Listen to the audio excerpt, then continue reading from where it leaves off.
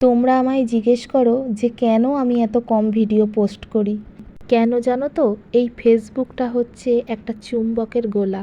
Facebook তোমাকে অনেক রকম টাস্ক দেবে যে তুমি এতগুলো ভিডিও পোস্ট করো, এতগুলো রিল পোস্ট করো, তোমার পেজ রিচ হবে, তোমার ফলোয়ার বাড়বে, ও শুধুই তোমাকে নিজের দিকে টানবে।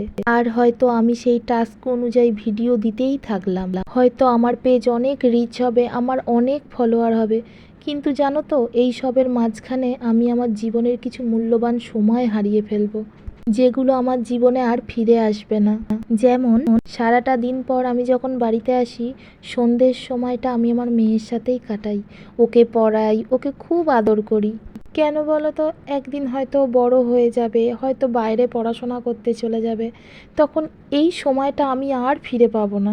তাই এর প্রতিটা মুহূর্ত আমি খুব এনজয় করি, আর দুজনের একসাথে অনেক অনেক ফটো তুলে রাখি।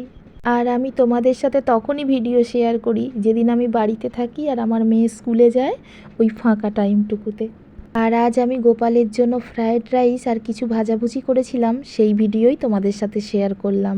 এমনি তো আমরা গোপালের জন্য ফ্রায়েড রাইস বানাই, কিন্তু যখনই মিনি কুকারে বানাবো তখনই এর পদ্ধতিটা একটু আলাদা হয়ে যাবে, আরও সহজ হয়ে যাবে ফ্রায়েড রাইস বানানোটা। তো ফ্রায়েড রাইস করব বলে আমি কিছু সবজির ছোট্ট টুকরো করে নিয়েছি, সাথে 5 রকম সবজি ভাজবো, সেগুলোকেও টুকরো করে ভালো করে পরিষ্কার করে নিয়েছি। এরপর মিনি কুকারে জল দেবো, আর ঠিক ফোটার আগের মুহূর্তে বাসমতি চালটা আমি দিয়ে দেব।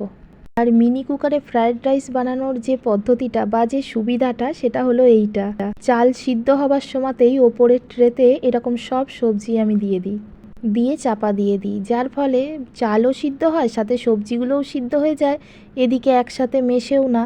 সবজিগুলো এতটাই সিদ্ধ হয়ে যায় যে হালকা তেলে নেড়ে নিলেই হয়ে যায়। আর মিনি কুকারে অন্যের ফ্যান ওতলানোর সুবিধার কথা তো আমি আগেই বলেছি, এর জন্য আলাদা কোনো বাসনপত্রের প্রয়োজন হয় না। এরপর প্যানেতে ঘি দিয়ে সব সবজিগুলো দিয়ে তাতে পরিমাণ মতো নুন দিয়ে হালকা শুধু নেড়ে নেব, আর এর ওপর দিয়ে দেবো অন্নটা, সাথে দেবো 1 চামচ ঘি আর সামান্য চিনি দিয়ে নাড়াচাড়া করলেই ফ্রায়েড রাইসটা রেডি হয়ে যাবে। আমার ফেসবুক পেজে অনেক বন্ধুরা আছেন যারা এই মিনি কুকার ব্যবহার করেন, তাই আমি সবসময় চেষ্টা করি মিনি কুকারে ঠাকুরের যে ভোগগুলো তাড়াতাড়ি হয়ে যায় সেই ভোগ রান্নাগুলো তোমাদের সাথে শেয়ার করতে। আর আমি তোমাদের সবার ভিডিও দেখি তোমরা যখন মিনি কুকার ব্যবহার করো, আমার খুব ভালো লাগে। আমার এই মিনি কুকারটার বয়স এখন 5 বছর। 5 বছর ধরে আমি ব্যবহার করছি, এখন তোমরা ব্যবহার করছো, আমার এটাই সবথেকে বড় পাওয়া।